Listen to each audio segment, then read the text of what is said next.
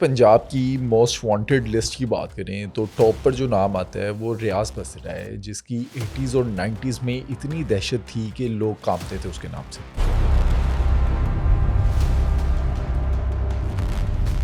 भेस बदलने का मास्टर था। कभी क्लीन शेव कर लेनी, कभी पैंट शर्ट पहन लेनी, कभी मजदूर बन जाना। कोई बंदा जो है ना वो उसको पहचान नहीं सकता था। रियाज बसरा अपने टारगेट को मारने से पहले क्या थ्रेट वगैरह करता था जाकर?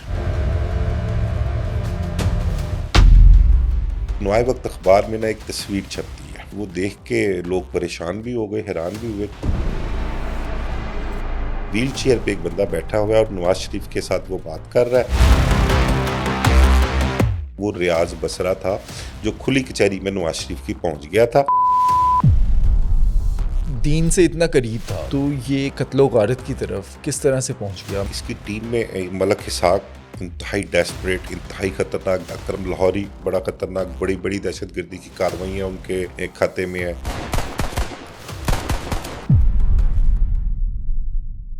अब रियाज बसरा जो था वो क्या प्लॉटर था? वो प्लानिंग करता था, आगे उसके शूटर्स जाते थे और वो कार्रवाई करते थे, या ये मौके पे जाके खुद एक्शन करता था? उनके घर के बाहर या करीब जो था ना एक कोई रेड़ी लगाया करते थे, तो वो उसी रेड़ी में से ना उन्होंने नीचे से क्लाशन निकाल के तो उन पर अटैक किया था। ईरानी सफ़ीर सादिक गंजी उनको मारा गया था और रियाज बसरा के खिलाफ FIR दर्ज हुई थी उसकी। रियाज बसरा छुपता कैसे था? कार्रवाइयाँ कर रहा है लेकिन पुलिस से, इदारों से बचता कैसे था उस टाइम पे? अफगानिस्तान में रियाज बसरा ने जो है ना बहुत मफरूरी काटी है। रियाज बसरा कभी गिरफ्तार हुआ? 3 से 4 साल जो है जेल में भी रहा और फिर 94 में गालबन ये इसको पेश किया गया किसी कोर्ट में, तो वहां से फिर जो है ना ये फरार हो। इसके सर की कीमत उस दौर में 50 लाख रुपया रखी गई थी। इराक में सद्दाम हुसैन वो अपने बॉडी डबल बना के रखता था। इसके बारे में भी मशहूर है रियाज बसरा की कि इसके भी बॉडी डबल होते थे। रियाज बसरा को एजेंसी के लोगों ने को ट्रैप किया था उन्होंने। तो रियाज बसरा ने अपना एक हम शक्ल जो था ना वो एक साथी के साथ वहां पर भेजा था। हमें एक इतला आती है कि सरगोदा में ना रियाज बसरा जो है वो अपने एक साथी समेत मारा गया है। दोस्तों, रियाज बसरा की कहानी एक हॉलीवुड फिल्म की कहानी लगती है, जिसके अंदर किरदार जो हैं वो भेस बदल कर कार्रवाइयाँ करते हैं। इस कहानी में कितने कत्ल हुए शायद आज तक वो रिकॉर्ड पर नहीं आ सके। अफगान जहाज, सिपाही साहबा और लश्कर झंगवी से ताल्लुक़ रखने वाला रियाज बसरा, जिसने मियाँ नवाज शरीफ पर भी हमले की कोशिश की, और फिर दहशत की इलामत समझे जाने वाला रियाज बसरा किस तरह से पुलिस मुकाबले में मारा गया, ये तमाम हक़ाइक़ जानिए आज के इस पॉडकास्ट में सीनियर सहाफ़ी आमिर मिर्ज़ा से।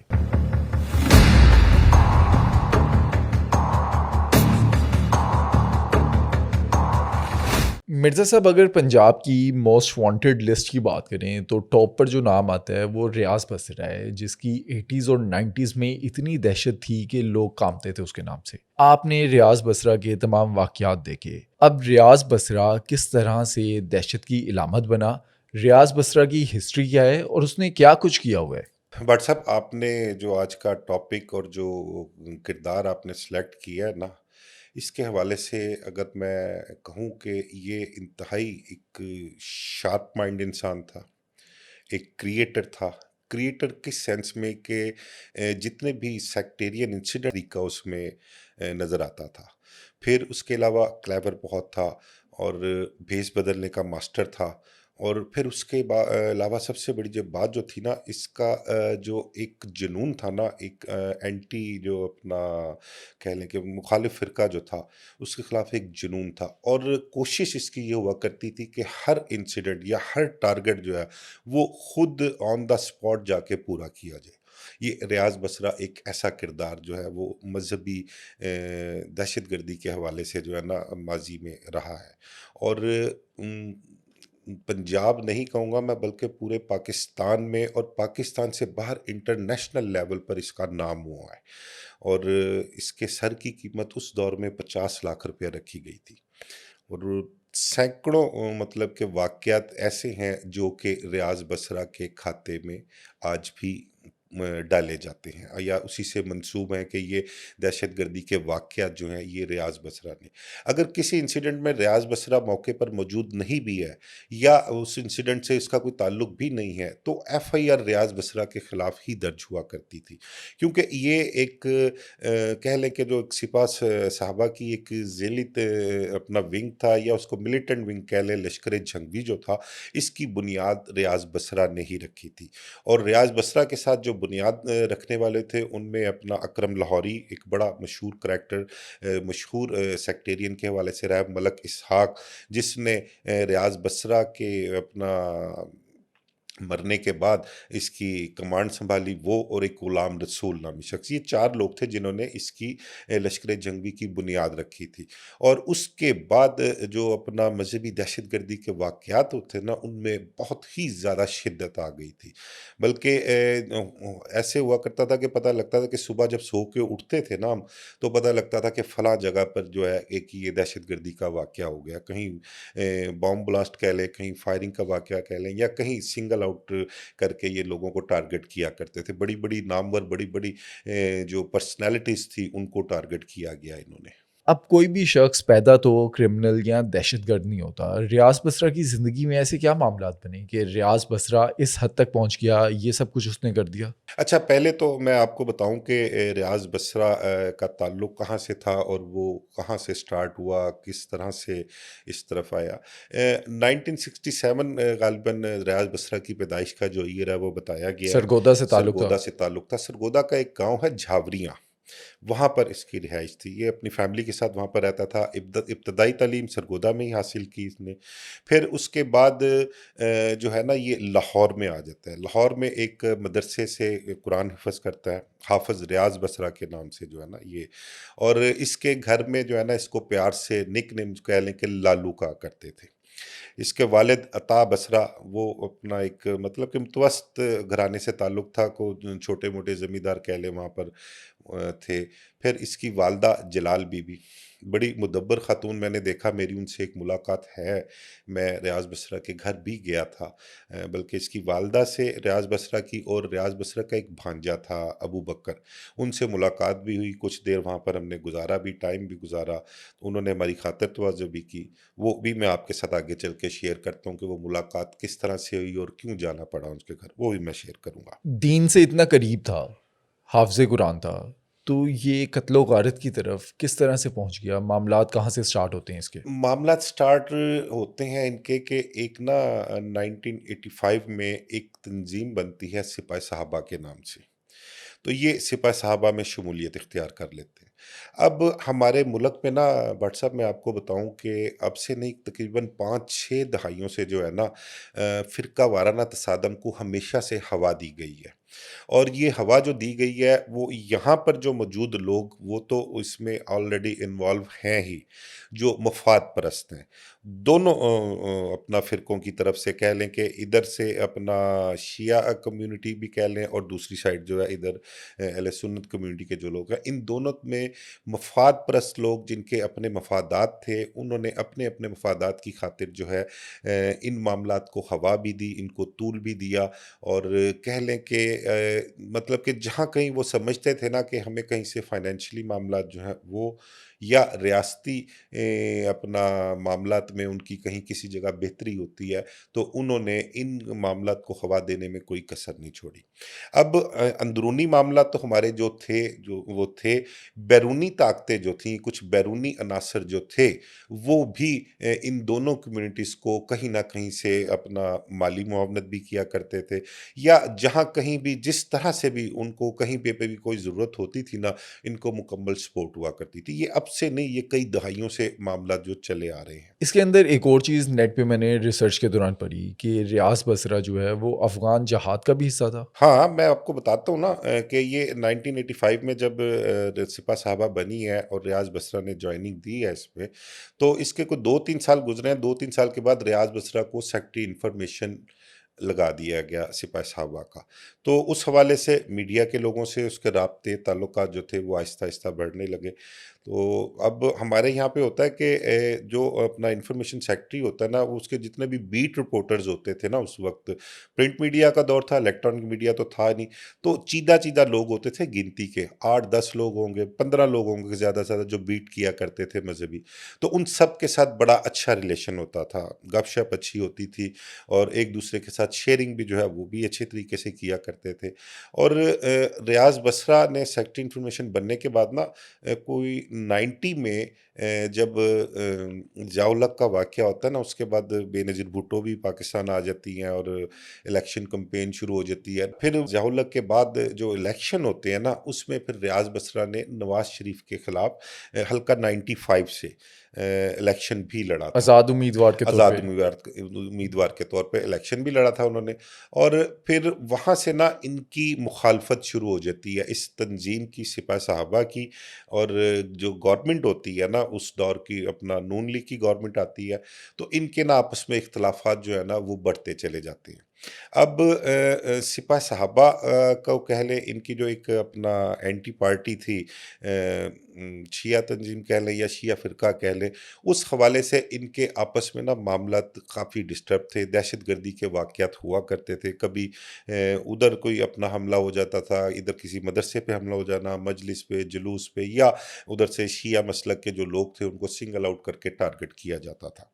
तो ये मामलात वक़्त के साथ-साथ चलते रहे। फिर 86 में गालिबन कर्फ्यू भी लगा, इस हवाले से लाहौर शहर में बड़े मामलात ख़राब हुए। रियाज़ बसरा के हवाले से मीनवाइल जो है ना, रियाज़ बसरा जो था वो एक ज़हन जो है ना चेंज हो चुका हुआ था। क्योंकि दोनों साइड से ना इन मामलात को तूल दिया जाता था, हवा दी जाती थी इनको। और उस वजह से इनके कह लें कि ब्रेन वॉशिंग जो है वो भी जारी रहा करती थी। उस दौर के जो लोग हुआ करते थे, मौलाना हज़रात कह लें या मुल्ला हज़रात कह लें, उनके ना हर किसी ने अपनी-अपनी अलहदा दुकान खोली होती थी। और वो अपनी दुकान का जो सौदा था ना, उसको बेचने के लिए लोगों की ब्रेन वॉशिंग किया करते थे। अब रियाज़ बसरा जो था उसकी जानिब से ये हुआ करता था कि अगर कोई दहशतगर्दी का वाक़या हुआ है ना, तो मैंने बताया ना कि इलेक्शन भी लड़ा रियाज़ बसरा ने, फिर गवर्नमेंट के साथ मामलात ख़राब हुए और बीच में कुछ वाक़यात ऐसे हुए कि न अपना नवाज़ शरीफ खुली कचहरी लगाया करते थे मॉडल टाउन में उन दिनों में। तो मुखालफत इस हद तक थी कि रियाज़ बसरा ने ना, अच्छा एक इसमें एक बड़ी क्वालिटी थी जो हम उस दौर में सुना करते थे, जो हमने देखा था ना, कि अगर इसने किसी को कोई टारगेट करना है ना, तो ये उससे पहले उसको तंबीह किया करता था, या कह लें कि उसको इत्तला दिया करता था ये।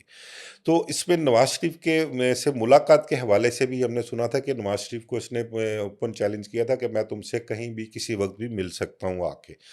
तो नवाज़ शरीफ उस दौर में ना खुली कचहरी माल टाउन में लगाया करते थे, ओपन बैठा करते थे। तो एक दिन ऐसे होता है कि नवाए वक़्त अखबार में ना एक तस्वीर छपती है।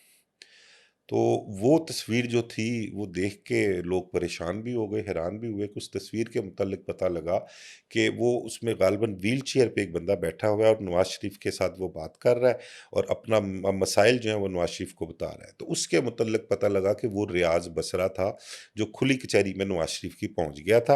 वो बड़ा, मैंने बताया ना कि गेटअप चेंज करने का मास्टर था, भेस बदलने का। तो व्हीलचेयर पे गया, पट्टियाँ-शट्टियाँ बंधी हुई हैं, हाथ पे प्लास्टर बंधा हुआ है और जाके वहाँ पर अपनी फरियाद पेश की कि जी मेरा इलाज मुआवजा कराया जाए, मैं गरीब बंदा हूँ। कुछ लोग लेके गए उसको, जो साथी थे उसके। तो वहाँ से ये मुलाकात करके नवाज़ शरीफ से मिलके आ गया। नेक्स्ट डे तस्वीर भी छपी और कहते हैं कि नवाज़ शरीफ की जो खुली कचहरी में को फैक्स नंबर कोई दिया होता था, वहाँ पे फैक्स भी की उसने और कहा कि मैं मियाँ साहब आपसे मुलाकात करके आया हूँ, मेरा जब दिल चाहे मैं जहाँ चाहूँ आपसे मुलाकात कर सकता हूँ, मैं आपके इतना करीब हूँ। ये बड़ा वाज़ेह थ्रेट थी नवाज़ शरीफ के लिए उस दौर में, प्राइम मिनिस्टर थे उस दौर में। तो उसके बाद फिर ये नवाज़ शरीफ साहब ने खुली कचहरी में बैठना बंद कर दिया था। तो ख्वाजा रियाज़ महमूद हुआ करते थे उस टाइम, नवाज़ शरीफ के बड़े करीबी साथी थे, वो फिर खुली कचहरी जो थी ना उसको अटेंड किया करते थे वहाँ पे आने वाले लोगों को। उसके बाद फिर एक और इंसिडेंट होता है कि रायविंड रोड पर एक अपना प्लान करते हैं ये लोग, प्राइम मिनिस्टर का जो कॉन्वॉय है वहाँ से गुजरना होता है क्योंकि जाती उम्रा पे उन्होंने जाना था। वहाँ पर एक कोई अपना पुली थी या कोई पुल था, उसके नीचे जो था एक बॉम्ब प्लांट करते हैं। वो टाइम डिवाइस बॉम्ब था। तो वो इनका जो कॉन्वॉय था ना प्राइम मिनिस्टर का, वो कुछ लेट था, को 5-10 मिनट को डिले हो गया, तो उससे कबल ही जो था ना वो वहाँ पर ब्लास्ट हो गया। अच्छा, उसके बारे में तो कहते हैं कि शायद वो फिक्स करते हुए, लगाते हुए ही शायद फट गया था। वो असल में ना उसके मुतल्लिक कन्फर्मेशन इसलिए नहीं हो सकी थी कि एक शख्स की उसमें डेथ हुई थी वहाँ पर। तो वो उसकी शनाख्त जो थी उस वक़्त नहीं हो सकी थी शनाख्त, और उसकी बॉडी के हालात भी कुछ ऐसे ही थे। तो मुतज़ाद जो थी ना इत्तलात उसके मुतल्लिक थी। ये कहा जा रहा था कि शायद वो प्लांट करते हुए वो ब्लास्ट हुआ है और उसकी डेथ हो गई, या वो कहते हैं कि शायद जब ये इसका टाइम डिवाइस था, जब इसने ब्लास्ट होना था, जो टाइम लगाया गया था, उस टाइम शायद वहाँ पर से उसका शख्स का गुज़र हुआ, तो ये उसकी डेथ वहाँ पे हो गई। तो ये बड़ा थ्रेट था प्राइम मिनिस्टर के लिए सिपा-साहबा की तरफ से। मियाँ नवाज़ शरीफ साहब से मसला क्या था रियाज़ बसरा को? ये थ्रेट क्यों कर रहा था? क्या मियाँ साहब ने जो है उस टाइम पे कोई एक्शन लिया था सिपाही साहबा या रियाज़ बसरा और उसके लोगों के अगेंस्ट? हुआ क्या था? किस वजह से वो थ्रेट कर रहा था और हमला करना चाह रहा था? एक्शन नहीं, देखें, एक तो कोई अपना इनकी पॉलिटिकली मुखालफत जो थी वो अपनी जगह पे थी। फिर दूसरा, जब ये अपना इक़्तिदार में आते हैं ना, वो इक़्तिदार में आने के बाद ज़ाहिर बात है हुक्मरान जो होते हैं उनकी ज़िम्मेदारी होती है। एक शिया मसलक के हवाले से बताऊँ ना कि पाकिस्तान में बहुत एक मेजॉरिटी है शिया कम्युनिटी की, और लाहौर ख़ासकर झंग कह लें, सरगोदा कह लें आप, इन एरियाज़ में जो था ना इनके जो अपना प्रोसेशंस कह लें, मजालिस हो गई और दीगर जो इनकी है, वो एक बड़ी तादाद में जो है वो मुहर्रम के दिनों में होती हैं। मुहर्रम, सफ़र, रबीउल अव्वल, ये कुछ 2 सवा 2 महीने मुस्तकिल तौर पर चलते हैं ये। तो ये एक बड़ी तादाद में जो है ना अपना मजालिस वगैरह और जुलूस वगैरह होते हैं। तो उस हवाले से गवर्नमेंट की ज़िम्मेदारी है उनको प्रोटेक्शन देना। गवर्नमेंट एक तो उनको प्रोटेक्ट किया करती थी, और दूसरा सिपा-साहबा की तरफ से जो कोई कार्रवाइयाँ होती थी, मैंने बताया ना कि ये कई दहाइयों से जो मामला थे ना दहशतगर्दी के, ये चले आ रहे थे। 1969 से चलते आ रहे हैं ये मामला। तो ये उस वजह से इनकी मुखालफत के ये उनको सपोर्ट करते हैं। हमारे बयानिए को जो है वो अपना अहमियत नहीं दी जाती, या जो हमारा मौक़िफ़ है, जो हम जिस चीज़ की वजह से हम सामने आके खड़े हैं, तो उसको ये कमिट नहीं करती गवर्नमेंट जो है, उसको हमारे को लिफ्ट नहीं कराते उस चीज़ को। तो उस वजह से इनकी मुखालफत जो है ना वो बढ़ती चली गई। फिर गवर्नमेंट की तरफ से ज़ाहिर बात है, जब आप एक कोई दहशतगर्दी का वाक़या होगा तो गवर्नमेंट उस ग्रुप के खिलाफ कार्रवाइयाँ भी करती है, उनके लोगों को गिरफ्तार भी करती है, उन पर पाबंदियाँ भी लगाती है। तो इस वजह से इनकी मुखालफत जो थी ना वो इस हद तक चली गई थी कि प्राइम मिनिस्टर पर मतलब कि अटैक की भी कोशिश की इन्होंने और थ्रेट भी किया उनको। तो ये इस तरह से इनकी मुखालफत का जो सिलसिला आइंदा मुस्तकबिल में आगे बढ़ता चला गया इनका। अब रियाज़ बसरा जो था, वो क्या प्लॉटर था? वो प्लानिंग करता था, आगे उसके शूटर्स जाते थे और वो कार्रवाई करते थे या ये मौके पे जाके खुद एक्शन करता था? रियाज़ बसरा के मुतल्लिक़ आपको बताऊँ, एक तो ये ना अपना मज़हबी मामलात में ना एक जुनूनी शख्सियत जो है ना वो साबित हुई है। और जब इन्होंने 1996 में इन्होंने जब सिपा-साहबा पर पाबंदी लगाई गई या उन पर सख्तियाँ की गईं, तो इन्होंने ना अपना एक अलहदा विंग बना लिया, लश्कर-ए-जंगवी। और उस वक़्त कहा करते थे कि सिपा-साहबा उसको ऑन नहीं करती, लेकिन अल्टीमेटली पता था कि ये इनका एक मिलिटेंट विंग है। दोनों अपना तंजीमें थी ना, सिपा मोहम्मद कह लें, आप सिपा साहबा करें, इनको कहीं न किसी न किसी जगह से इनको सपोर्ट हासिल हुआ करती थी इनको। तो अब वो सपोर्ट की वजह से भी ये अपनी एक्टिविटीज़ जारी किया करते थे और बहुत फैसिलिटेट होते थे उस सपोर्ट की वजह से ये। तो फिर एक टाइम ये भी आता है कि जब इनको जहाँ से सपोर्ट मिलती है ना, और फिर ये उस सपोर्ट के कहे के मुताबिक नहीं चलते, उनके सामने खड़े हो जाते हैं, तो फिर इनके आपस में इख्तलाफात जो है ना वो बढ़ते चले जाते हैं, और फिर ये अपनी मन मर्जी की कार्रवाइयाँ करते हैं। फिर ये टारगेट खुद से ही चूज़ किया करते थे और खुद ही मामला जो थे इन्होंने अपने आगे लेकर चलाए इन्होंने। अच्छा, सिपाही साहबा जब ख़त्म करके लश्कर-ए-जंगवी बनती है, जब अलग हो जाता है रियाज़ बसरा, तो उस वक़्त बयानिया क्या सामने आता है कि क्या वजह थी लश्कर-ए-जंगवी बनाने की? लश्कर-ए-जंगवी बनाने की वजह एक तो ये थी कि एक सिपह-साहबा पर पाबंदी जो थी वो लगाई जा रही थी, उन पर सख्तियाँ जो थीं वो बहुत ज़्यादा हो रही थी, उनके लोगों के खिलाफ कार्रवाइयाँ हो रही थीं। तो ये बनाने का मकसद ये था कि रियाज़ बसरा जो था ना वो कार्रवाइयाँ जारी रखने का मुतहम्मिल था। वो कहता था कि हमने मुखालिफ फ़िरके के खिलाफ कार्रवाइयाँ जारी रखनी है, हम रुकेंगे नहीं।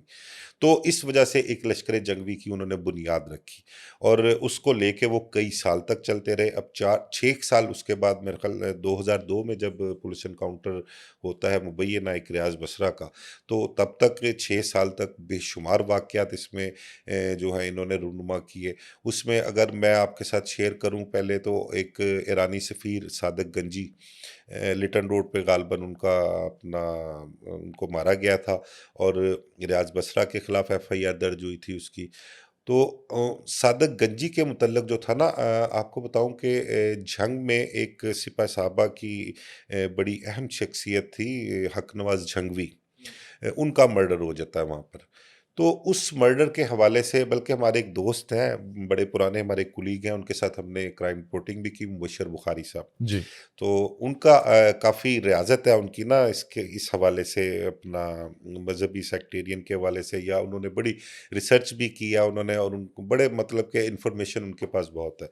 तो वो मैं बल्कि उनका सुन रहा था पिछले दिनों एक तो वो कह रहे थे कि एक ना स्पेशल ब्रांच की एक रिपोर्ट थी और उस रिपोर्ट के मुताबिक जो हक़ नवाज़ जंगवी मर्डर हुए थे ना, वहाँ पर जो असला पहुँचाया गया था ना, वो सादिक गंजी की गाड़ी में पहुँचाया गया था। इन्होंने वहाँ पर असला पहुँचाया था।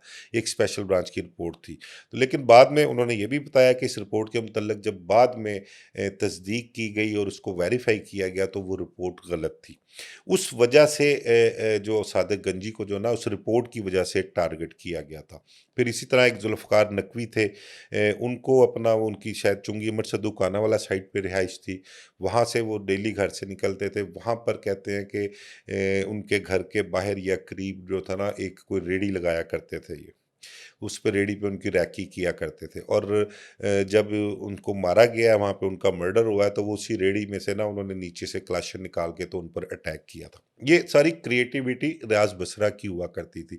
हर उसमें अटैक में ना कोई प्लानिंग जो थी एक नई चीज़ नज़र आती थी अटैक में कि ये एक अटैक क्या नई वारदात है, नया तरीका वारदात जो है ये इसमें अब इस्तेमाल किया गया है। अच्छा, इनके टारगेट्स जो थे उस टाइम पे हाई प्रोफ़ाइल पर्सनैलिटीज़ होती थी, ब्यूरोक्रेट्स होते थे। तो किस तरह से क्या देखकर ये सिलेक्ट करते थे कि अब इसको मारना है? असल में सिलेक्शन की वजह ये होती थी उन लोगों को सिलेक्ट किया जाता था जो हम समझते थे, जो हमारी अकल समझ थी या उस दौर में जो पुलिस अफसरान से हमारी डिस्कशन हुआ करती थी। वो कहते थे कि यार ये उन लोगों को सिलेक्ट करते हैं कि जो इनोसेंट होते हैं या जिसकी तकलीफ ज़्यादा हो उन्हें।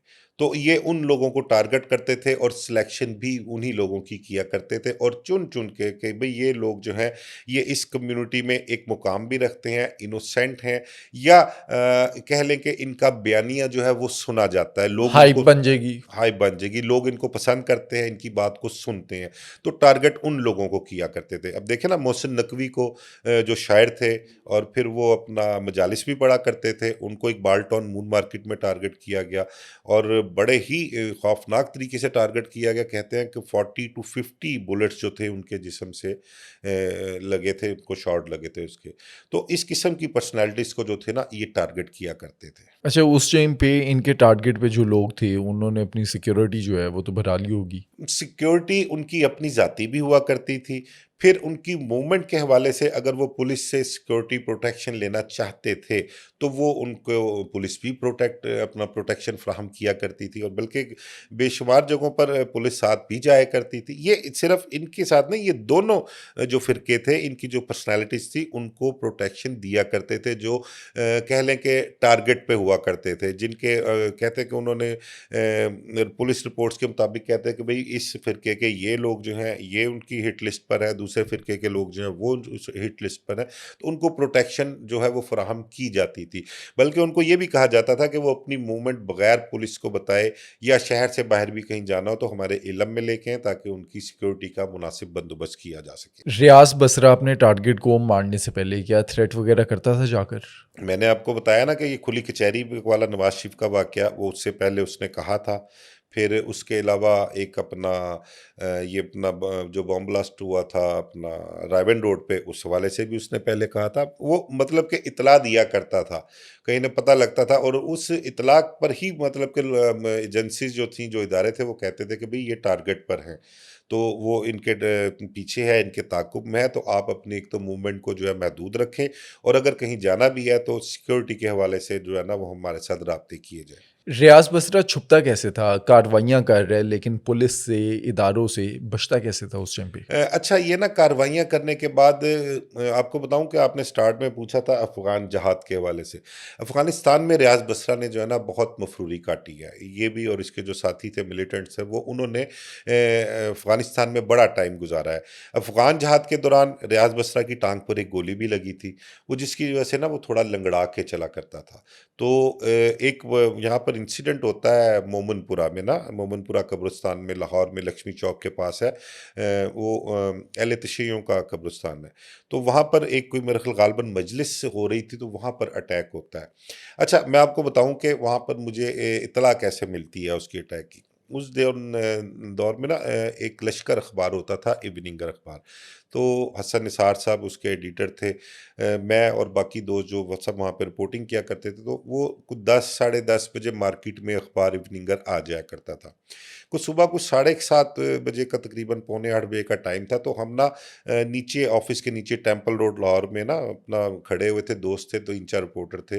तो मेरे वालिद साहब, अल्लाह ताला उनको गरीक़ रहमत करे, वो ना अपना स्टेशन वाली साइड से आ रहे थे। तो वो जब आ रहे थे ना, तो उन्होंने रास्ते में देखा कि ये एक इंसिडेंट हुआ है। तो जाना उन्होंने वादत रोड था घर की तानीब, तो उन्होंने उधर लिटन रोड से निकलने की बजाय ना इधर रीगल वाली साइड पर आ गए। तो उनके ज़हन में था कि मैं देखता हूँ कि ऑफ़िस मेरा, अगर ये मैं ऑफ़िस में हूँ तो मुझे बता दें, कि क्योंकि मोबाइल-शोबाइल तो होते नहीं थे, पेजर्स का दौर होता था। तो वो आके उन्होंने स्कूटर रोका ना, वो स्कूटर पे थे, वो स्कूटर उन्होंने वहाँ पे रोका, तो हम नीचे ही ना ऑफ़िस के खड़े हुए थे। तो वो फिर उन्होंने मुझे बताया कि वो मोमिनपुरा कब्रिस्तान में ना वहाँ पर बड़े लोगों को मार दिया, फायरिंग हुई है। तो ख़ैर हम वहाँ से फिर फ़ोटोग्राफ़र लिया, 3-4 दोस्त हम सारे भागे, कुछ हॉस्पिटल चले गए, कुछ वहाँ मोमिनपुरा कब्रिस्तान गए। वहाँ गए तो पता लगा कि वहाँ पर एक मजलिस हो रही थी और ये दहशतगर्दों ने यहाँ पर अटैक किया है। तो लोगों से फिर पूछा हमने, कुछ 26-27 लोग थी ना, उनकी कैजुअल्टीज़ वहाँ पर हुई थी, और कोई तकरीबन 15-20 लोग जो थे कुछ ज़ख्मी भी हुए थे। मतलब कि इतना बड़ा अटैक था, और सारे ही मतलब कि फायरिंग थी, कोई बॉम्ब ब्लास्ट नहीं था, कोई खुदकुश धमाका नहीं था, फायरिंग से सारे किए हुए थे। उस टाइम पे मौके पे रियाज बसरा गया था? उसने खुद अच्छा, कार्रवाई की थी? रियाज़ बसरा के हवाले से मैं बताऊँ, मैंने अभी मुबश्शिर बुखारी साहब का ज़िक्र किया ना, मुबश्शिर बुखारी साहब ने उन दिनों में एक स्टोरी दी थी, बल्कि उन्होंने ज़िक्र भी किया है पिछले दिनों एक अपने किसी प्रोग्राम में। उन्होंने एक स्टोरी दी थी, वहाँ पे लोगों से जब पूछा ना, तो उन्होंने बताया कि एक जो हमलावर था ना, वो थोड़ा लंगड़ा के चलता था। अब वो जब लंगड़ा के चलता था ना, वो उस लंगड़ाहट का ज़िक्र आया, तो वो फ़ौरन जो ज़हन था वो रियाज़ बसरे की तरफ जाता था। ठीक है? क्योंकि वो अफ़गान जहाद में उसके अपना पाँव पर गोली लगी थी, उसकी वजह से वो लंगड़ा के चलता था। तो वो स्टोरी मुबश्शिर बुखारी साहब ने दी भी थी। तो वो फिर अपना नाम उसका रियाज़ बसरे का ब्रेक हुआ था कि भई ये इस हमले में अकरम लाहौरी गालिबन था उसके साथ, और एक रियाज़ बसरा जो था ये उस हमले में शामिल थे। तो वो एक बहुत बड़ा इंसिडेंट था लाहौर शहर में जो था ना दहशतगर्दी के हवाले से। फिर अंदरून मोची गेट में खुदकुश बॉम्ब ब्लास्ट होता है, धमाका होता है। एक इमाम बारगाह में गालिबन वहाँ पर हुआ था, मजलिस के दौरान ही हुआ था वहाँ पर। बड़े मतलब कि लाहौर शहर की तारीख जो है वो दहशतगर्दी के वाक़यात से भरी पड़ी है 90s में, मैं आपको बताऊँ।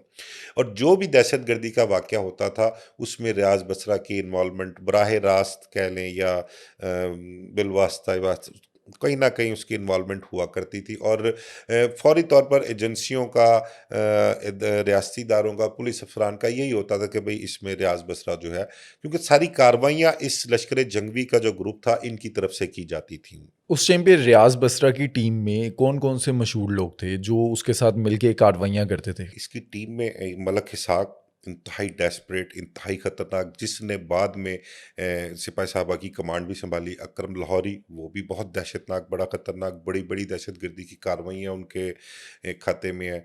तो ये इसके बहुत क्लोज़ हुआ करते थे, तो इन्होंने बहुत सी कार्रवाइयाँ मिल के इकट्ठी की हैं इन्होंने। तो रियाज़ बसरा के हवाले से मतलब कि उस दौर में ये one and only character sectarian के हवाले से मैं आपको बताऊँ, दहशतगर्दी के हवाले से ये इसका बड़ा ही नाम हुआ है इसका। अच्छा, इनके पास फंडिंग कहाँ से आती थी? मतलब इनकी पूरी अगर टीम है, ये अपने मामलात चला रहे हैं, दहशतगर्दी की कार्रवाइयाँ कर रहे हैं, पैसा तो चाहिए होता होगा। इन दोनों तंजीमों को ना, दोनों साइड्स में मैं आपको बताऊँ, मैं किसी एक की बात नहीं करूँगा। सिपा मोहम्मद भी ले लें, उसमें आईएसओ भी हुआ करती थी, एक तहरीक जाफरिया हुआ करती थी। इधर से सिपा साहबा, लश्कर जंगवी, इनके कई विंग्स बने हैं, ठीक है? इनकी कई ज़ेली तंजीमें कह लें, क्या इनकी ब्रांचेज़ जो थी वो कई बनी हैं। इनके एक तो ये चंदा भी इकट्ठा किया करते थे। इनके जो हामी थे या इनके अपना हम ख़याल जो लोग थे और जो अच्छे-अच्छे थे, सहते थे, मतलब कि तगड़े थे, पैसों वाले थे, वो इनको फंडिंग भी किया करते थे। फिर सबसे ज़्यादा फंडिंग जो थी ना, मैंने आपको बताया कि बैरूनी ममालिक से भी कुछ इनको फंडिंग आती थी और वो अच्छी खासी फंडिंग हुआ करती थी। लेकिन वो फंडिंग जो थी वो सिर्फ़ जो मफ़ादात परस्त लोग थे ना, वो उन तक महदूद हुआ करती थी। वो निचली सतह पर या कह लें कि अगर किसी अपना अच्छे कामों के लिए इस्तेमाल नहीं हुआ करती थी, वो इन्हीं के ना किसी को असले के लिए या किसी को अपना को पैसे दे के कोई काम करवाना है, उस हवाले से ये पैसे इस्तेमाल हुआ करते थे। बैरूनी फंडिंग भी बड़ी अच्छी खासी हुआ करती थी इनको। अच्छा, रिसेंटली जैसे हमने देखा कि इंतहा पसंदी पे लाहौर के अंदर, पूरे पाकिस्तान के अंदर जो है वो गिरफ्तारियाँ की गई। उस टाइम पे पुलिस की तरफ से, इदारों की तरफ से कोई क्रैकडाउन हुआ? रियाज़ बसरा कभी जेल गया, गिरफ्तार हुआ? सादक गंजी के कत्ल में जो था ना, रियाज बसरा को 1990 में गालबन के बाद गिरफ्तार किया गया और कोई 3 से 4 साल जो है जेल में भी रहा और फिर 94 में गालबन ये इसको पेश किया गया किसी कोर्ट में, तो वहाँ से फिर जो है ना ये फरार हो गया था और किसी को मेरे ख्याल फायर भी एक मारा था, फायर मार के तो जो है ना ये वहाँ से फरार हो गया था। फिर उसके बाद जो है ना ये गिरफ्तार नहीं हो सका, ये काबू नहीं आ सका इदारों के। फिर तब से इसने उसके बाद फिर 96 में लश्कर जंगवी की बुनियाद रख दी, फिर उसके बाद दहशतगर्दी की कार्रवाइयों पर कार्रवाइयाँ करते रहे। बल्कि मुशर्रफ बुखारी साहब का एक और मैं सुन रहा था, वो मेरे लिए एक नई बात थी, मेरे लिए में नहीं था। मुल्तान के हवाले से वो एक मेरे साथ को उन्होंने ज़िक्र किया उन्होंने अपने प्रोग्राम में। वो कह रहे थे कि मुल्तान में मैं आपको क्रिएटिविटी बार-बार कहता हूँ ना कि ये क्रिएटर था एक, और क्रिएटिविटी जो दहशतगर्दी के हमले थे ना, एक नई से नई क्रिएशन जो हुआ करती थी। तो वो बता रहे थे कि दहशतगर्दी मुल्तान कल्चर कॉम्प्लेक्स के एक वाक़या हुआ था। तो उसमें ये था कि एक बारात जा रही है और बाहर उसमें दूल्हा भी है, बाराती भी हैं, बैंड बाजे भी है, आतिशबाज़ी भी है। वो सारा उस कल्चर कॉम्प्लेक्स के बाहर कोई 10-15 मिनट, 20 मिनट वो बारात ने वहाँ स्टे किया, बड़ा शोर-शराबा था। तो वो बारात वहाँ से चली गई। तो उसके बाद कुछ पता लगा कि वो उस कल्चर कॉम्प्लेक्स में कोई एक अटैक हुआ है, तो और वो उस अटैक में कोई 5-6 लोगों को मार दिया गया है। तो वो फिर बाद में पता लगा कि भई ये अपना वो जितना भी ये प्लानिंग थी ना सारी, वो रियाज़ बसरा की थी और वो बारात-शरात जो वो सब ड्रामा था एक, और वो सारे लश्कर जंगी के जो थे वो किरदार थे जिन्होंने वो एक वाक़या जो है रूनुमा हुआ वहाँ पर। मतलब जो अटैकर्स थे वो बाराती बन के आए थे। इस तरह का कालू शाहपुरिया का भी एक वाक़या है, वो सेहरे लगाकर जो उन्होंने कत्ल किए थे। वो दुश्मनी का एक वाक़या था, उनको भी मौका नहीं मिलता था, तो वो उन्होंने एक इसी तरह प्रिटेंड किया, एक बारात अरेंज की और उसमें अपना कुन्याज़ी सेहरे वाला बड़ा मशहूर हुआ था, तो उन्होंने अपने मुखालफिन पर अटैक किया और कई लोग उनके उन्होंने मारे थे। तो ये जो बाहर बाराती थे ना, वो सारे लश्कर ए जंगवी के लोग थे। मुशर्रफ बुखारी साहब बता रहे हैं कि वो लोग थे और जिन्होंने कार्रवाई करनी थी, वो अंदर उन्होंने जाके कार्रवाई भी की और 5-6 लोगों को उन्होंने जो इनको टारगेट करना था, वो अपना टारगेट पूरा करके वहाँ से निकल भी गए थे। अच्छा, जैसे हमने देखा इराक में सद्दाम हुसैन, वो अपने बॉडी डबल बना के रखता था। इसके बारे में भी मशहूर है रियाज़ बसरा के कि इसके भी बॉडी डबल होते थे। पुलिस ने एक बार गिरफ्तार भी कर लिया, वो रियाज़ बसरा नहीं, वो इसका बॉडी डबल था, इसका हमशक्ल था। मैंने बताया ना कि भेस बदलने का मास्टर था। कभी क्लीन शेव कर लेनी, कभी पैंट शर्ट पहन लेनी, कभी मज़दूर बन जाना। हमारे एक दोस्त हैं जवाद फैज़ी, जर्नलिस्ट हैं बड़े पुराने वो। तो वो अपना ना ये मज़हबी जमातों की बीट किया करते थे। तो ये भी वो बीट उसी वही किया करते थे सिपा साहबा की। तो वो बल्कि अपना एक वाक़या कोट करते हैं कि मेरी रियाज़ बसरा से मुलाकात कैसे हुई थी। एक मुलाकात का वो तज़किरा करते हैं कि मेरा टाइम हुआ, लिटन रोड पर मैं एक होटल पे जाके बैठ गया, तो मैं रियाज़ बसरा का इंतज़ार कर रहा था, तो कहते हैं मैंने देखा कि एक शख़्स आया साइकिल के ऊपर, मज़दूरों वाला उसने लिबास पहना हुआ, को फटे पुराने कपड़े जैसे होते हैं, और उस पर वो एक पेंट की बाल्टी और बुरश-वुरश जो सामान सारा होता है ना, वो सामान रखा हुआ। उसने साइकिल रोकी, साइकिल खड़ी की और आकर मेरे से सलाम दुआ ली, तो मैं देख के हैरान रह गया। मैंने कहा मैं रियाज़ बसरा। तो मतलब कि भेस बदलने का मास्टर था, कोई बंदा जो है ना वो उसको पहचान नहीं सकता था। जो आपने कहा ना कि अपना हमशक्ल जो थे अपने वो तैयार किए हुए थे उसने, वो जो वाक़या हुआ था, मुझे याद है ग़ालिबन 1999 या 2000 का वाक़या है ये। सहाफ़त अख़बार में उस वक़्त हम हुआ करते थे। तो हमें एक इत्तला आती है कि सरगोदा में ना कोई पुलिस एनकाउंटर हुआ है, और उस पुलिस एनकाउंटर में रियाज़ बसरा जो है वो अपने एक साथी समेत मारा गया है। रियाज़ बसरा एक बहुत बड़ा किरदार था दहशतगर्दी के हवाले से, उस दौर में बड़ा खौफ था। तो हमारा प्लान बना कि हमें सरगोदा जाना चाहिए और इस इंसिडेंट को जो है हमें कवर करना चाहिए। तो हम इधर इकबाल टाउन में हमारा ऑफ़िस हुआ करता था, तो हमारा एक चीफ रिपोर्टर था उस टाइम, सुहेल चौधरी। वो और एक कुलीग हमारा इब्राहिम लक्की, हम तीनों लोग, एक फ़ोटोग्राफ़र को हमने साथ लिया और एक ड्राइवर को साथ लिया। तो डबल कैबिन डाला था हमारे पास, तो हम उस पे बैठे और सरगोदा चले गए। जाके वहाँ पे सारा हमने पता किया, सब इन्फॉर्मेशन इकट्ठी की, वहीं से खबरें-वबरें हमने भिजवाई यहाँ पर, और खबरें अगले दिन नेक्स्ट आया भी। अब ये वहाँ पर ना हमें रात गुज़र गई सारी, दिन चढ़ गया वहाँ पर। अच्छा, उस टाइम पे अखबारों में रिपोर्ट हो गया था कि रियाज बसरा जो है वो पुलिस मुकाबले में मारा गया। हाँ, हाँ, ये चीज़ें रिपोर्ट हुई कि रियाज़ बसरा मारा गया, लेकिन कुछ मुतज़ात मतलब के इत्तलात थी मुबैय्यना तौर पर रियाज़ बसरा इस किस्म की। अच्छा, हमने वहाँ पर जो वक़्त गुज़ारा ना, वहाँ पर हम रिपोर्टिंग के लिए जब हम गए, तो सरगोदा शहर के लोग जो थे ना, वो बड़े कॉन्फिडेंट थे। वो कहते हैं कि नहीं, रियाज़ बसरा नहीं है, ये हमें पता। रियाज़ बसरा अगर होता ना, तो अब तक हमें पता लग जाता कि रियाज़ बसरा वाक़ई मारा गया है। ये बड़े वो कॉन्फिडेंट थे इस हवाले से। उन्होंने मतलब कि उनको पता था कि ये रियाज़ बसरा नहीं है। अब वो जो हमें इत्तला थी कि जी कोई एजेंसी के लोग थे, उनको इन्फॉर्मेशन थी और वो ताक़ुब में आए हैं बज़रिया मोटरवे, और यहाँ सरगोदा में आकर जो उन्होंने ये पुलिस एनकाउंटर जो है वो किया। वो फिर उसके बाद आहिस्ता-आहिस्ता बात खुलती है, तो पता लगता है कि वो रियाज़ बसरा नहीं था, उसका एक हमशक्ल था। वो रियाज़ बसरा को एजेंसी के लोगों ने को ट्रैप किया था उन्होंने, और ट्रैप किया था कि तुम्हें चंदा जो है तंजीम के लिए देना चाहते हैं, तो आपको खुद ही देना चाहते हैं रियाज़ बसरा को। तो रियाज़ बसरा ने अपना एक हमशक्ल जो था ना, वो एक साथी के साथ वहाँ पर भेजा था। और ज़ाहिर-सी बात है, अब जब आमना-सामना हो तो बंदा इस उसमें तो नहीं पड़ता कि भई ये रियाज़ बसरा है या नहीं, इतनी बारीक बीनी से। तो वो जब एक झलक सी पड़े कि यार यही रियाज़ बसरा है, तो वहीं पे उन्होंने उसको अपने ऑपरेशन को फाइनल किया और उनको 2 लोगों को मार दिया। उसके हवाले से पता लगा कि वहाँ वो जो साहब थे, जो अफ़सर थे, उनके खिलाफ़ फिर वो जो लड़का मरा था, वो कोई शहज़ाद वड़ाइच ग़ालिबन उसका नाम बताया गया था। उसके वुरसा ने बाद में एफ़आईआर भी दर्ज करवाई, वो केस भी चला, और उन साहब को कोई सज़ा भी 8-10 साल की ग़ालिबन सज़ा भी उनको उस दौर में सुनाई गई थी इस हवाले से। फिर वहाँ पे मैं आपको बताऊँ, हम सरगोदा गए ना, जब दिन चढ़ गया, तो हमारा प्लान बना कि यार हमें रियाज़ बसरा के ना घर जाना चाहिए। तो हमने कहा ठीक है, वहाँ से थोड़ी की मुसाफ़त पे था वो झावरियाँ गाँव जो था। हम वहाँ पर चले गए झावरियाँ गाँव में, तो वहाँ पर जब गए तो वहाँ पर बड़ा ना वाक़ई वो जैसे ना एक देहाती माहौल होता है, घर में मिट्टी और गारे की दीवारें, एक कमरा सा बना हुआ है और बाहर बैठने की जगह है, साइडों पर ना वो जैसे छोटे-छोटे दरख्त नहीं लगे होते 4 बाउंड्री में, इस तरह सा बड़ा अच्छा माहौल उसका ना। तो उसकी वालदा जलाल बीबी, उनसे हमारी मुलाकात हुई, और उनका रियाज़ बसरा का एक भांजा अबू बकर जो था, वो घर पे मौजूद था वहाँ पर, उनसे हमारी मुलाकात हुई। उन्होंने ख़ैर हमें ना उस वक़्त में याद है कि वो गड़वी होती थी सिल्वर की ना, उसमें उन्होंने दूध-शूध बना के हमें और सिल्वर के गिलासों में हमें दूध पिलाया, बिठाया, हमारे साथ गपशप की। वहीं बाहर ना जो उनका बताया कि कमरे के बाहर जो बैठने की जगह, वहाँ चारपाइयाँ बिछा के। अच्छा, वहाँ पर ना एक बड़ा वाक़या पेश आया, वो भी मैं आपके साथ शेयर करूँ।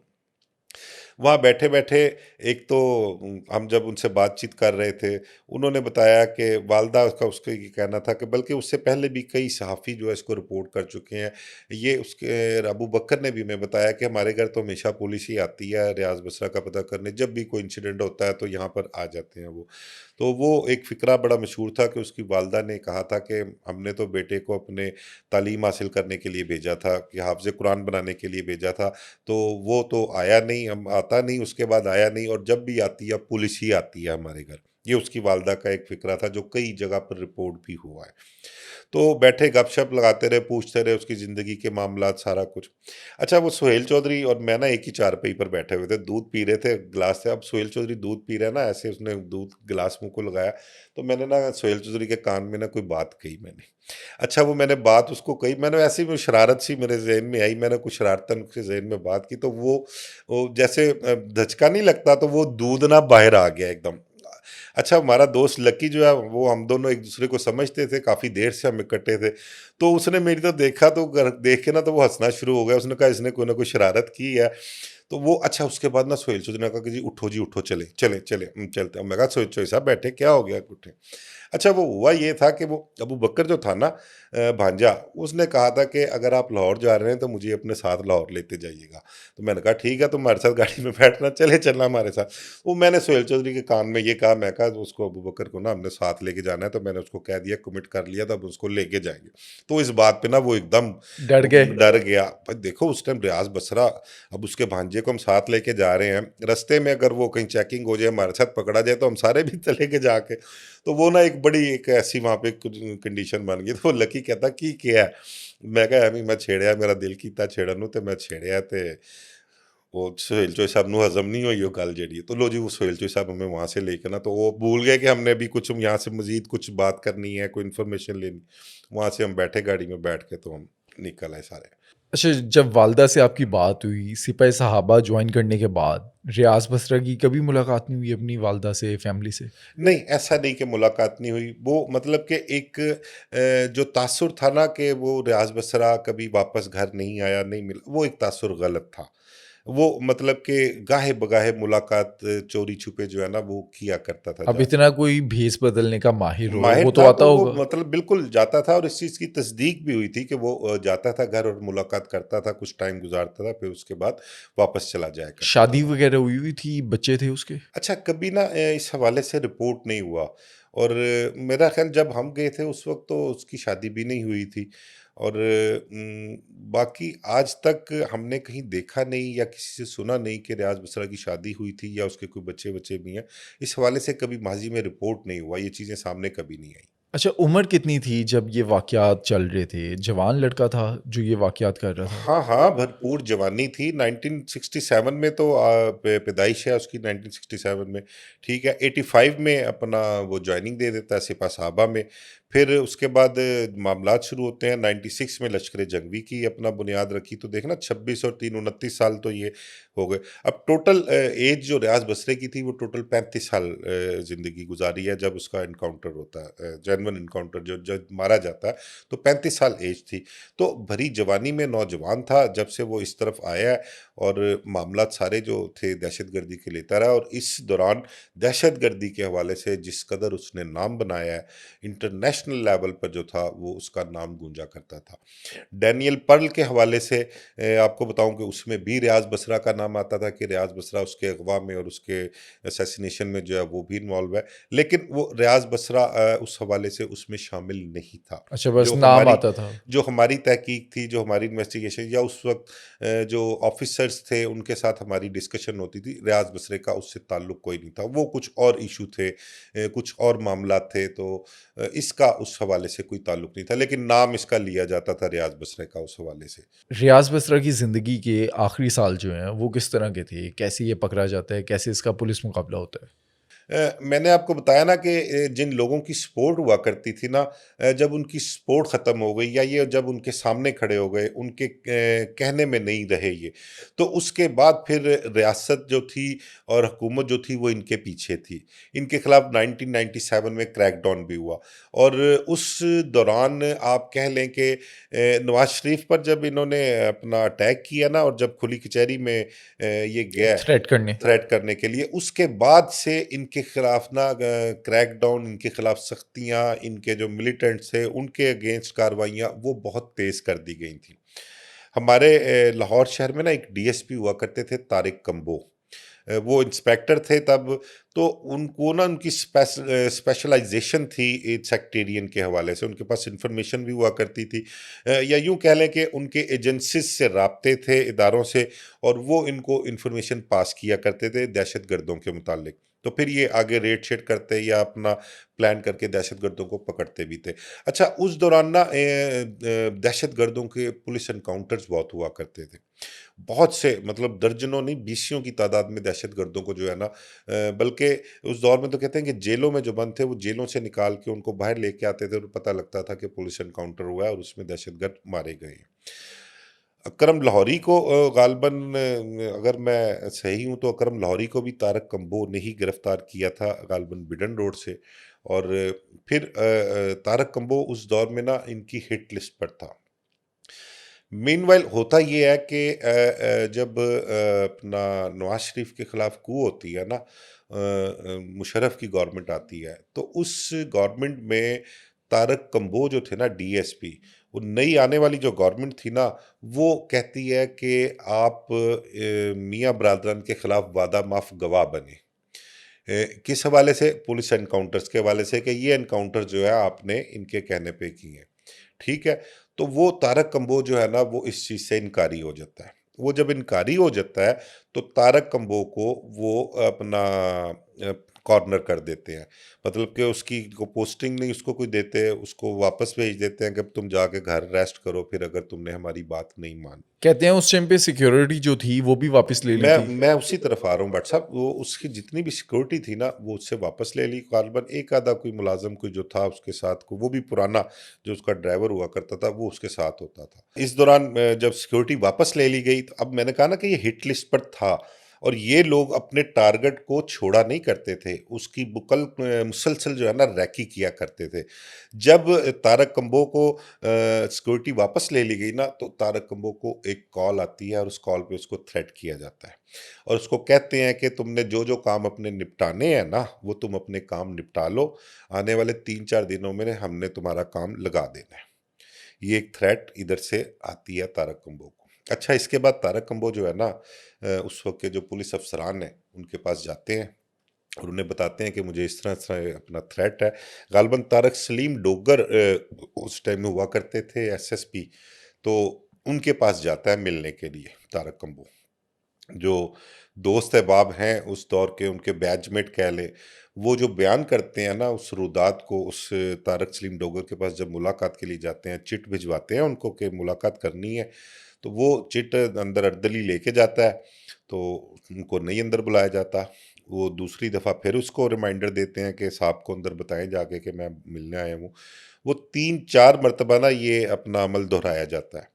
जब चौथी मर्तबा तारक कंबो सदर अर्दली से को थोड़ा सख्ती से बात करते हैं ना कि यार तू क्यों नहीं जाके कहता पिया उन्होंने दस जाके कि मैं आया, तो वो अर्दली फट जाता है। वो कहता साहब मैं 3-4 वारी कह बैठा और मैं अपनी बेइज्जती करा बैठा अंदर डोगर साहब को, उन्होंने मैंने क्लियर कहता कि मैं नहीं मिलना, उन्होंने भेज दे जाके, मैंने दसो हुण मैं की करा। ये जब तारक कंबो ने बात सुनी ना, तो वो कहते हैं कि उसकी आंखों में इतने इतने आंसू थे। उस टाइम जो लोग वहाँ पर मौजूद थे ना, उसके कोई कोलीग्स भी थे, वो कहते हैं कि इतने-इतने आँसू थे और रोता हुआ ये शख्स वहाँ से वापस आया है। और उसके कुछ दिन बाद ही होता क्या है कि ये अपना इधर जौहर टाउन में वफाकी कॉलोनी से निकलते हैं, वहाँ से जो नहर है, वहाँ पे एक पुली हुआ करती थी, वो पुली क्रॉस करनी थी होती थी, उन्होंने क्रॉस करके दूसरी साइड पे जाना था। वहाँ पर जब पुली पर पहुँचे हैं, तो ज़ाहिर-सी बात गाड़ी आहिस्ता होनी, तो वहाँ पर ऑलरेडी जो था, वो लोग पहले से प्लांटेड थे वहाँ पे और उन्होंने वहाँ पर अटैक किया और तारक कंबो को जो है वो मार दिया गया। देखें ना, आपने कहा अभी सवाल किया था कि ये पहले इत्तला किया करते थे। तो ये तारक कंबो को भी पहले उन्होंने तंबीह कर दी थी, इत्तला की थी कि हमने तुम्हें आने वाले दिनों में मार देना है, तुमने अपने जो-जो काम निपटाने हैं, मतलब ज़िंदगी के कोई अहम काम जो है, इस हवाले से उन्होंने कहा था। जो तुमने काम करने हैं वो कर लो, तुम्हारे पास 3-4 दिन ही है। और वो अपना टारगेट पूरा कर गए थे इस हवाले से। वापस अगर हम जाएं रियाज बसरा के पुलिस मुकाबले पर, किस तरह से प्लान होता है, कैसे पकड़ा जाता है, कैसे पुलिस मुकाबला होता है? आपने अभी थोड़ी देर पहले एक बात की थी कि इनके खिलाफ क्रैकडाउन होता है, कभी गिरफ्तारियां हुई हैं। मैंने बताया ना कि ये दहशतगर्दों को पुलिस इनकाउंटर्स में भी मारा गया, इनके खिलाफ क्रैकडाउन भी किया गया।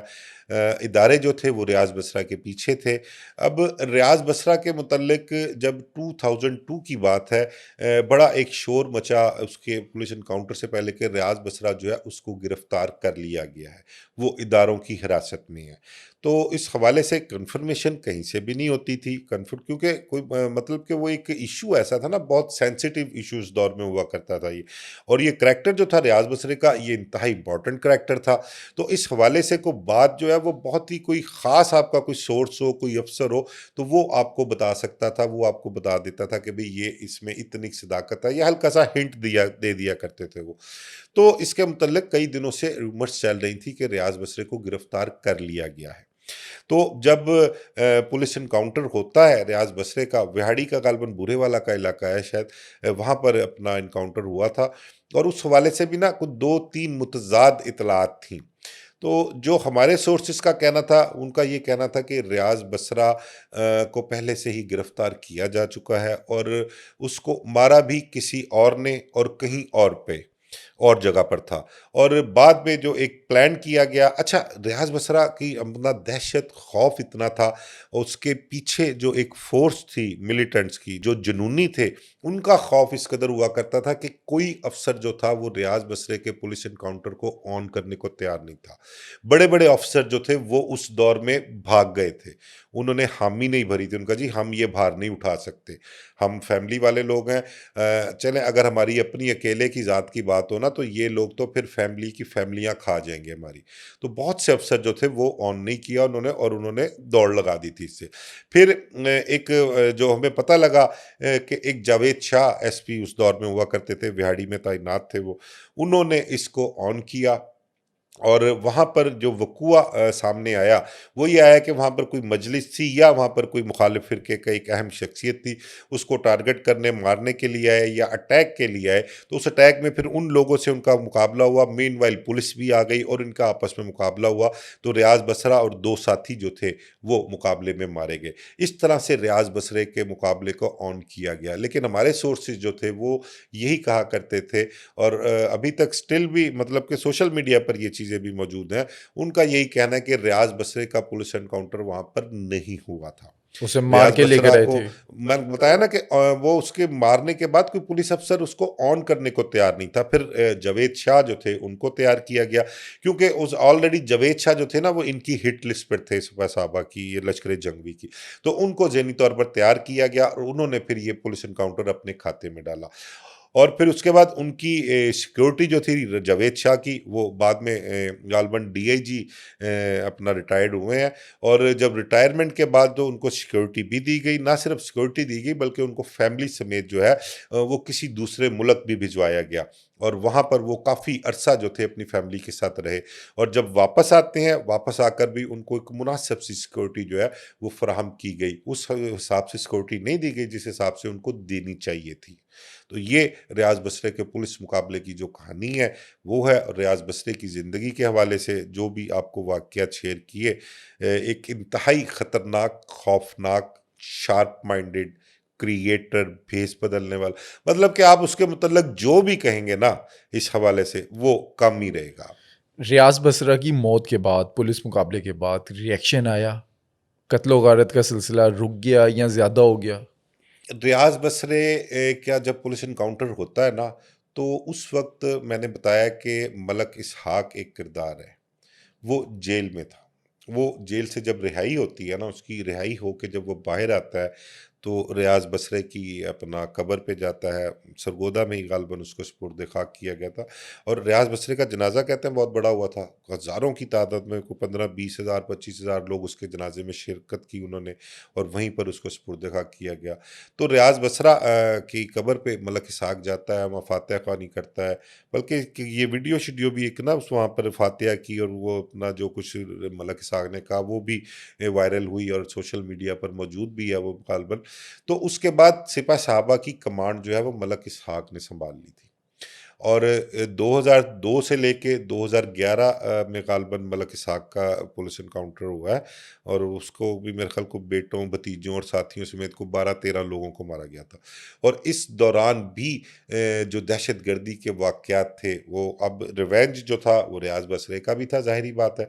और ओपनली जलसों में मुखालिफ फ़िरक़ों का नाम लेकर कहा करते थे कि भई इस फ़िरक़े के इतने लोग मारोगे तो ये मिलेगा, ये मतलब इस किस्म की बड़ी जज़्बाती किस्म की तकरीरें जो हैं वो हुआ करती थी। तो उसके बाद भी हालात बहुत ख़राब रहे, बहुत देखे हमने दहशतगर्दी के हवाले से।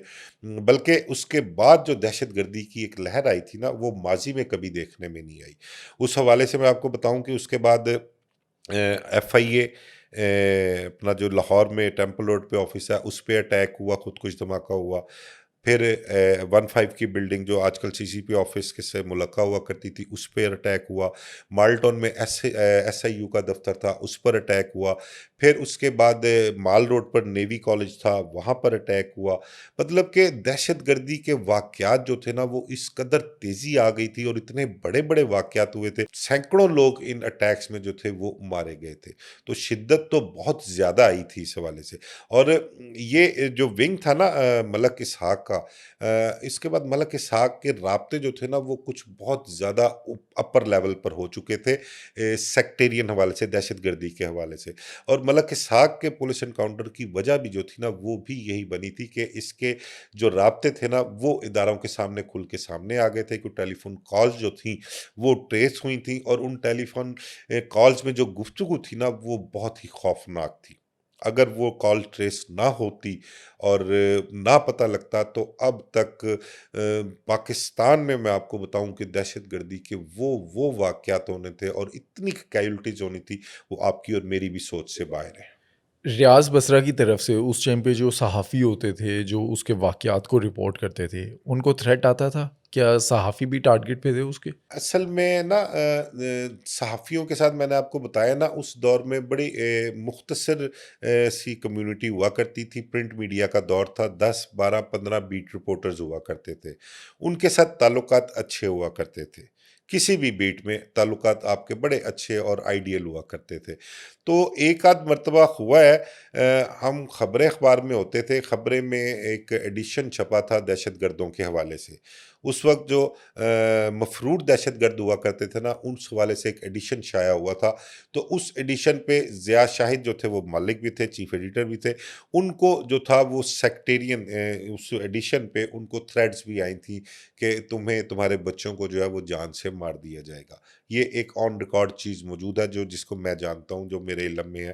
क्योंकि उस वक़्त हम भी ख़बरें में होते थे, तो वो एडिशन भी हमारे सामने ही छपा था, और थ्रेड्स जो थी वो भी हमारे सामने ही आई थी, और ज़िया शाहिद ने इसका बाकायदा रिपोर्टिंग में बैठकर तज़किरा भी किया था और बताया भी था कि ये यार तुमने क्या छाप दिया, मुझे थ्रेड्स आ रही हैं। आज 2025 में रियाज़ बसरा या उसके जो साथी थे, उनकी बाक़ियात हैं, क्या अभी भी एक्टिव हैं या ख़त्म हो चुके हुए हैं आज के दिन पे?